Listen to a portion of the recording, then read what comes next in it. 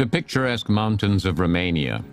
There still is peace and quiet in the Carpathian Mountains, still, but every year in the autumn the peace and quiet is abruptly disturbed by some crazy motorbike freaks, because this is the Romaniacs. It has a few inclines that are just about the limit. These men are crazy! The toughest enduro rally in the world for motorcyclists. A 5-day adventure in the wilderness. Taking part are a whopping 230 intrepid drivers from 25 nations. The rock-hard track around the European cultural city of Sibiu will demand everything from the brave warriors.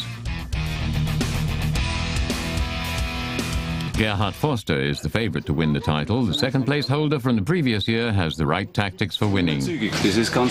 Always keep going, which is not secured. Ja, nicht zu langsam sein. Immer dabei, aber auch immer, also alles nur auf Sicht fahren. Also wo ich nichts sehe, kann ich nicht mit Vollgas drüber rauschen, weil sonst sind Löcher drin oder Abgründe, wo nicht gesichert sind. His biggest competitor is the off-road specialist Paul Bolton. For sure, there'll be a lot of blood, sweat and tears this year, I would have said. Especially if it starts to rain, which I've heard the weather is closing in. So, but for me, being English, we're used to the rain.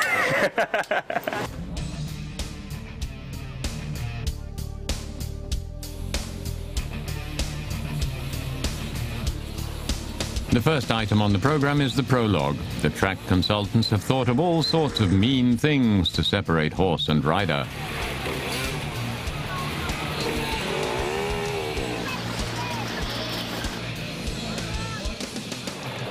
If not before, it should be clear by now why the Romaniacs is the toughest enduro rally in the world.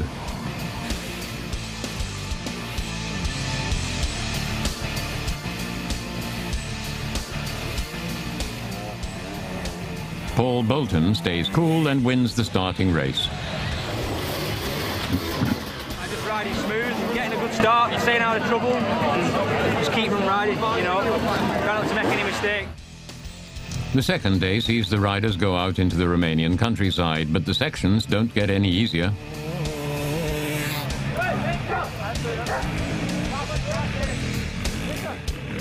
For Gerhard Forster, it's an advantage. He's trained to deal with heavy terrain. I started trial riding when I was 12 years old, and then I changed to enduro riding. It's easy to transfer the difficult extremes onto enduro racing.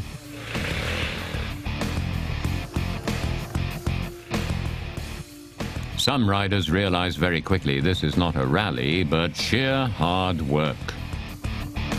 Furthermore, the weather is bad. The pilots have to follow the track using their satellite navigation system. If you lose your way, you have lost altogether. Two very clever people are hot on Gerhard's heels. Up there in the fog, I was the guide again for the others. I should ask my chasers to pay me because they are following me. The Romaniacs, the toughest enduro rally in the world, favorite Gerhard Forster navigates safely through the fog, but his competitors just follow him. It does annoy me a bit, because when I'm driving at my speed and navigate accurately, I win because the others often lose their way. If I had a bit of distance, it would be better. The legs run through terrain that normal people wouldn't even attempt on foot.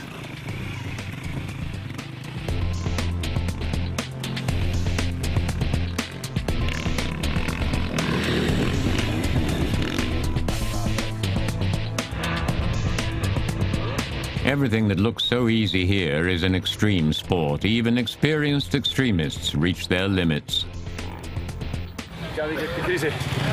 I think I just about had enough. The sun is shining, but I'm steaming.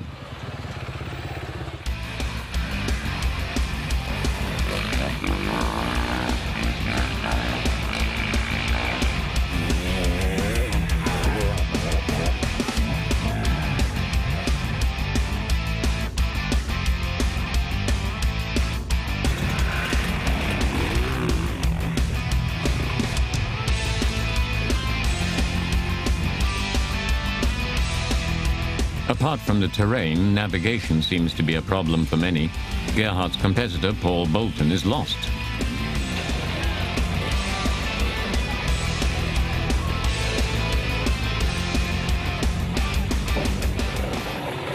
Whilst Gerhard pushes ahead, his follower is lost in the thicket, but at least he still has dry feet. This is not the case for many of the others.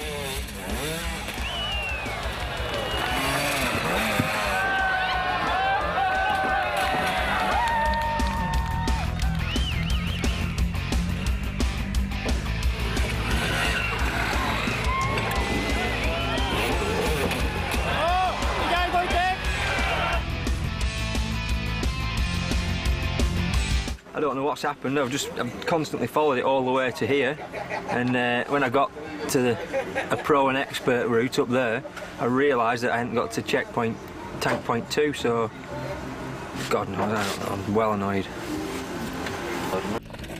The favourite, Gerhard Forster, is looking exhausted from the exertion of the race.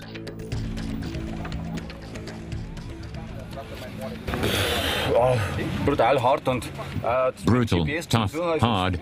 You need to navigate well using a GPS. It has some real humdingers of inclines and declines. The last one was absolute hell. You're just sliding down the hill.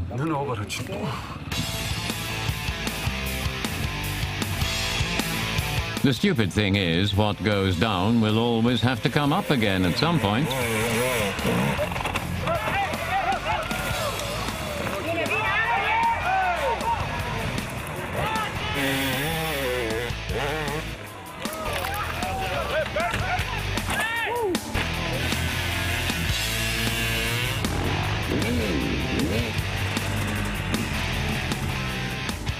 Gerhard's biggest competitor, Paul Bolton, is still having problems after having been lost. My knee's gone. An injury from 2 months ago. It's knackered. I don't think it'll be possible to carry on. The leader, Gerhard Forster, is having trouble. A harmless fall damages the drive gear. The shift fork has broken off because I drove over a rock. That's why I fell. I only drove in first gear. Something has come loose on the inside, I'm not sure. Gerhard can only drive in first gear. This means he is losing valuable time on the final leg, and it's another tough one.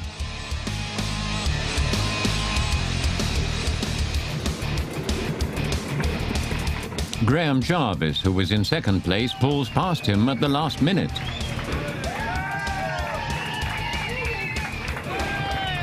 Gerhard still comes third.